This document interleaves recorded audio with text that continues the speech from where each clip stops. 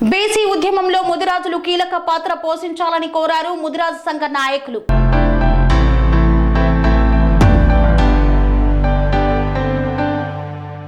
BC ఉద్యమంలో ముదిరాజులు కీలక పాత్ర పోషించాలి. విద్య, ఉపాధి, ఆరోగ్యం, రాజ్యాధికారం మన నినాదం కావాలని పిలుపునిచ్చారు.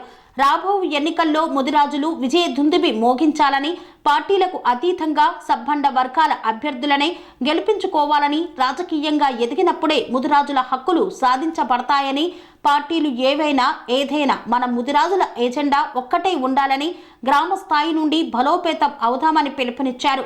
రాజ్యాధికారం చేపడదాం. ముదిరాజ్ మహాసభ ముఖ్య నాయకుల సమావేశంలో జాతీయ ప్రధాన కార్యదర్శి కాసాని ముదిరాజ్ వీరేష్ వెల్లడించారు. వివేకవంతులు గతాన్ని వదిలిపెట్టి భవిష్యత్తును అందంగా మార్చుకోవాలని చూస్తారని ముదిరాజ్ మహాసభ జాతీయ ప్రధాన కార్యదర్శి కాసాని వీరేష్ ముదిరాజ్ స్పష్టం చేశారు. స్థానిక సంస్థలకు వెళ్లే ముందు కుల గణన చేస్తామని ప్రస్తుత సీఎం యనుమల రేవంత్ రెడ్డి ఎన్నికల ప్రచార సభల్లో ఇచ్చిన హామీని ఈ సందర్భంగా ఆయన గుర్తు చేశారు.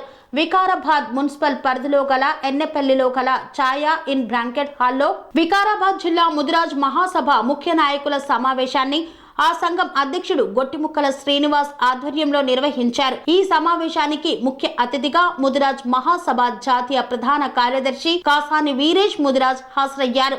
ఈ సందర్భంగా ఆయన మాట్లాడుతూ విద్య, ఉపాధి, ఆరోగ్యం, రాజ్యాధికారం అనే 3 అంశాలతో ముదిరాజులు ముందుకు సాగాలనే లక్ష్యాన్ని నిర్దేశించుకోవాలని పేర్కొన్నారు. ఒక కాంగ్రెస్ పార్టీ కార్యకర్తలు కాదు, ఇతర వేరే పార్టీ కార్యకర్తలు కాదు, బీసీ కార్యకర్తలు కావాలి. అందులో మరి ముఖ్యంగా ముదిరాజులు యాక్టివ్గా ఉండాలి. ఎందుకు యాక్టివ్గా ఉండాలంటే ఎక్కువ జనాభా ఉన్నారు కాబట్టి యాక్టివ్గా ఉండాలంటే ప్రతి గ్రామంలో మన వాళ్ళు ఉన్నారు, ప్రతి బూత్ లెవెల్లో మన వాళ్ళు ఉన్నారు. ఆ అవకాశం మన వాళ్ళకి ఛాన్స్ ఉంది, వేరే ఎవరికి లేదు. ఇప్పుడు రాబోయే రోజుల్లో ఒక బీసీ ఉద్యమం విశ్వరూపం చూడబోతున్నారు మీరు అందరు. దాంట్లో మన వాళ్ళు బూత్ లెవెల్ నుంచి మన వాళ్ళు స్టేట్ లెవెల్ వరకు మనల్నే ముందు ఉండాలంటున్నాం. ఎందుకంటే మనల్ని యాక్టివ్గా లేకపోతే అక్కడ బీసీ రాజ్యం వచ్చినా అందులో కూడా మనల్ని ఉండదు. అందులో ఉండాలంటే యాక్టివ్గా తయారవ్వాలి. సర్పంచులు రెడీ కావాలి, ఎంపీపీలు రెడీ కావాలి, జిల్లా పరిషత్ చైర్మన్ కూడా కావాలి. నా కోరిక ఏంటంటే ఇక్కడ వికారాబాద్ జిల్లాలో ఒక ముదిరాజ్ బిడ్డ జిల్లా పరిషత్ చైర్మన్ కావాలన్నది నా కోరిక.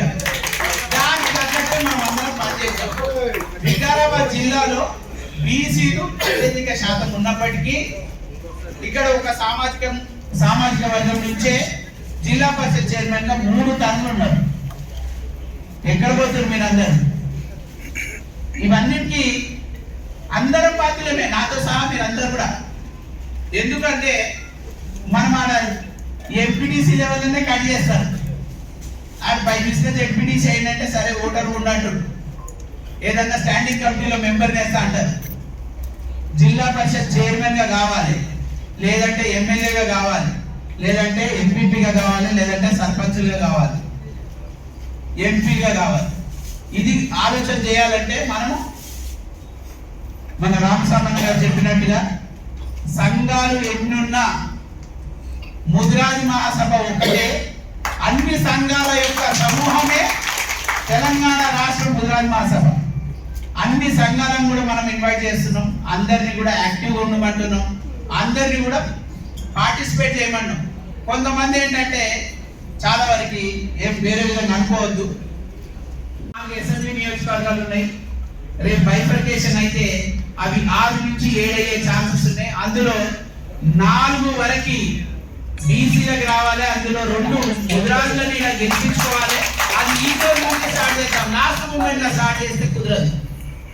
ఎందుకు కుదరదు అంటే లాస్ట్ మూమెంట్ పోయి నేను ముదిరాజుని నా పోటీ వేయాలంటే ఒకటోటే.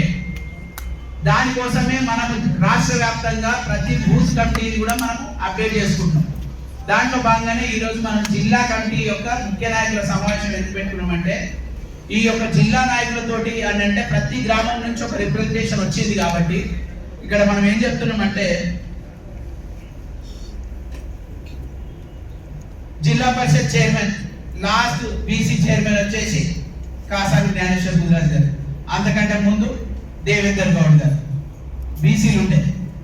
తర్వాత అవకాశం ఏమైనా ఉందా అంటే లేదు. పోనీ తెలంగాణ రాష్ట్రం ఏర్పడిన తర్వాత ఏమైనా అవకాశం ఉందా అంటే అసలే లేదు. ఇక్కడ ఒక్కరు కూడా బీసీ రిప్రజెంటేటివ్ కానీ, బీసీ జిల్లా పరిషత్ చైర్మన్ కానీ, బీసీ ఎమ్మెల్యే కానీ లేరు. ఇవి లేకపోవడానికి కారణం ఏంటంటే మనం 60 నుంచి 70% మంది బీసీలు ఉన్నట్టు, ఎస్సీ ఎస్టీలను కలుపుకుంటే 95% అంటారు. మరి 5% ఉన్న వాళ్ళే కవర్ చేసుకోగలుగుతారు అంటే అది న్యాయమైనటువంటి వ్యవస్థ కాదు, మనకి న్యాయం జరుగుతలేదు. పోనీ దాన్ని ఏమన్నా మాట్లాడే పరిస్థితి ఉందంటే మనలో ఈ స్టేజ్ మీదనే 10 మంది మనం కొట్లాడుకునే పరిస్థితిలో ఉన్నాం. ఎందుకు ఆ పరిస్థితి ఉన్నామంటే లీడర్లకేమో అక్కడ ఉన్నటువంటి అధ్యక్షులకేమో లేదు, పార్టీల విభేదాలు ఏముండవు. కానీ బూత్ లెవెల్ కమిటీలో ఉన్నటువంటి మనకు మాత్రము పార్టీ అంటేనే ఇంపార్టెంట్ అంటారు. పార్టీ ఇంపార్టెంట్ ఎంత అవసరమో బీసీ నినాదం కూడా అంతే అవసరము. అందులో ముదిరాజుల ఇంపార్టెంట్ కూడా మనం అవసరం పెట్టుకోవాలి. దీనికి లాస్ట్ మూమెంట్ లో వచ్చి నేను పోటీ చేస్తున్నానంటే సపోర్ట్ చేసే పరిస్థితి ఉండదు. ఇప్పుడు ఎవరైనా కానీ గ్రామ పంచాయతీలు వస్తున్నాయి ఎలక్షన్స్, మండల పరిషత్, జిల్లా పరిషత్ ఎలక్షన్స్ వస్తున్నాయి. ఎప్పుడైతే మనం గ్రౌండ్ లెవెల్లో స్ట్రాంగ్ అవుతామో అసెంబ్లీలలో కూడా స్ట్రాంగ్ అవ్వగలుగుతాం. కాబట్టి ఈ యొక్క ప్రక్షాళన చేసుకుందాం, బూత్ లెవెల్ కమిటీలని వేసుకుందాం. వేసుకొని ఆ కమిటీలు ఏం చేయాలని అంటే ఇప్పుడు మనకి ఇక్కడ వచ్చినటువంటి మండలి స్వామి బోధానంద గోసేవ ఆశ్రమం సైథాపూర్. జ్యోతిష్యం, వాస్తుశాస్త్రం మన పూర్వీకులు మనకిచ్చిన వరం.